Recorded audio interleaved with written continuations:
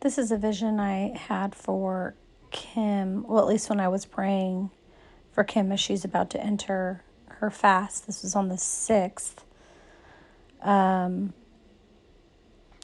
I saw her in her younger years. I'm not quite sure how young she was, but she was maybe 20s. I don't know, very young. And I saw her walking down a hallway in a museum, and this museum was very well-to-do. All the frames were in gold, and the ceiling was just like, it almost looked like it was full of, paintings and colors itself. It was just very, very royal and rich and just, Anyway, I watch her, and she's walking down this hallway, and she's just young and almost carefree a little bit.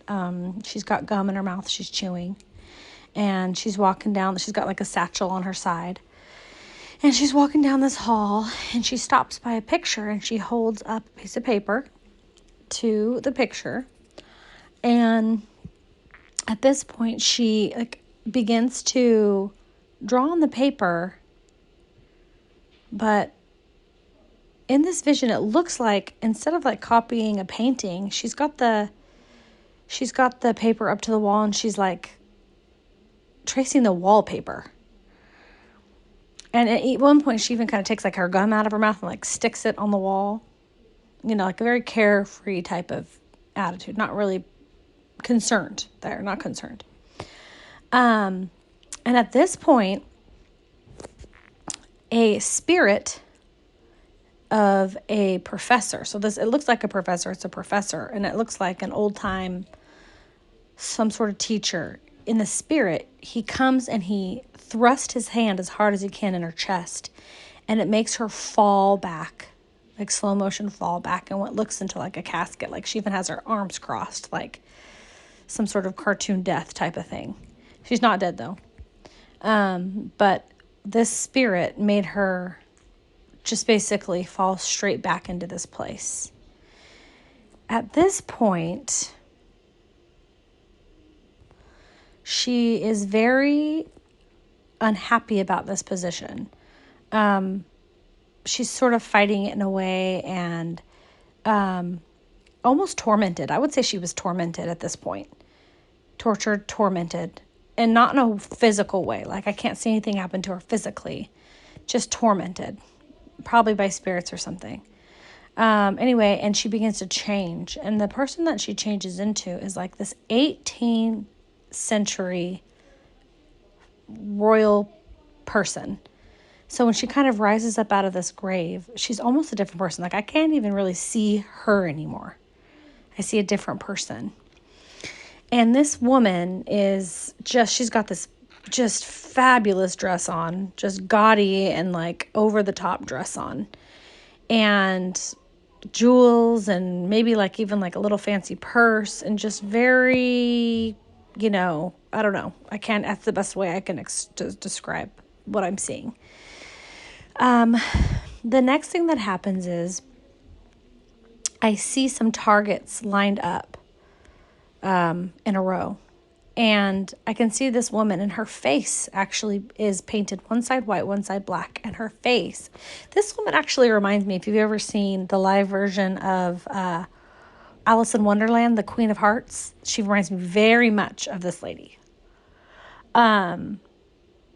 Anyways, her face becomes a bow and arrow, and she shoots an arrow, and I think she misses completely. And then the next thing I see is that she's shooting arrows into every single target, and she's missing the spot. But a hand comes out of the target itself and begins to take the arrows out. And this upsets her immensely. She begins to have sort of a tantrum. She does not like that these arrows are being taken out. Whether they hit the target or not, she's not happy they were taken out. So she kind of has her fit and just sits down in her fit. Then out in front of her, something else comes up to kind of entertain her. And this is sort of like a play using marionette puppet type things.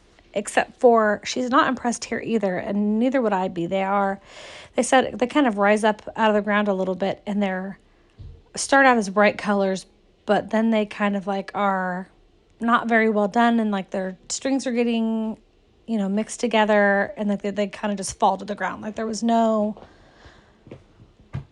real play put on or anything like that put on. And this kind of, at this point, she's defeated, and she begins to take off her wig, because back then you kind of wore these really big, elaborate wigs, and you could see like the, I don't know, pantyhose or whatever that you put on your hair, or actual hair, before you begin to put a wig on. And then takes that off, starts to come out of the dress all together completely. And then after this, I see Kim again. And she is sober of mind at this point. I see her standing there with her satchel on her side, young still, staring out, being just fully aware and sober, and in an understanding of what just happened. Very aware, coming up to the marionettes and just touching the pieces. I almost see a sadness in her heart. A sadness of the deception. A sadness of what was indulged in, or what was hidden, and what was seen to begin with. But you can tell very much that her, even childlike, carefree attitude, that was no more, because of what she had witnessed coming over her. And it was a coming over her. It wasn't her. She was inside watching all of this go on, which is why she's coming out the other end of sober mind and clear and saddened by what she has seen, and very aware of what has gone on, and almost mourns it. And at this point, she almost turns and faces it all. And she opens up her satchel, and she grabs out this really big, it would be like an artist would grab out a book with a canvas on it, or an art book or something. But instead of painting, she starts to write out and document all that she's seen and all that she's come to understand. And it's becoming very easy for her. She can write, rip the page out, rip the page out. She's very clear and very full of understanding and able to do this task. Very determined. She has tears, but it doesn't seem to break her heart or anything.